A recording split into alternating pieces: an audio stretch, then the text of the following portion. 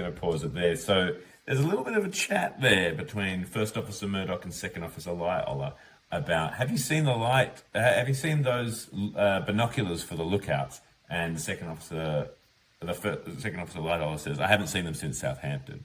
Now that's a little reference to the fact that there was a last minute change to the crew of Titanic, which meant that David Blair, who was the original second officer for the Titanic, he got bumped off and reassigned to a different ship because the executive officer got changed and that bumped them down and so forth. Big old demotion suit.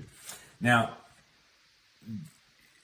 when he left, David Blair, at Southampton, he accidentally took with him a key, and that key was to a box called the telephone box or something like that in the Titanic's lookout, which contained the binoculars for the lookouts, for the use of the lookouts.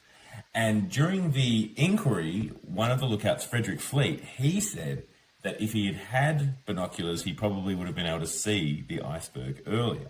But then, like, immediately, like 3 questions later, walked it back completely. It was like, actually, no, I probably would not have. Because it was pitch black. Because it was pitch black. So, like, the binoculars wouldn't really have made a difference. And that's, people have really zeroed in on the fact that the lookouts didn't have binoculars.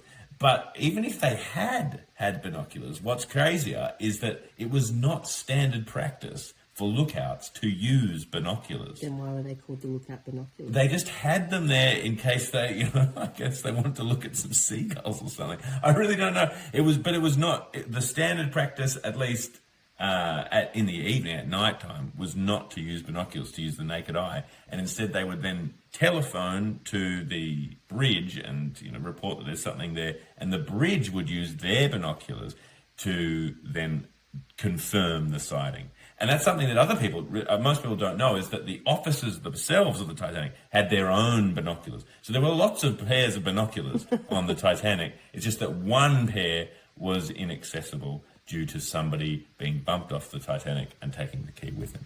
Huh. And I think that's, the real story.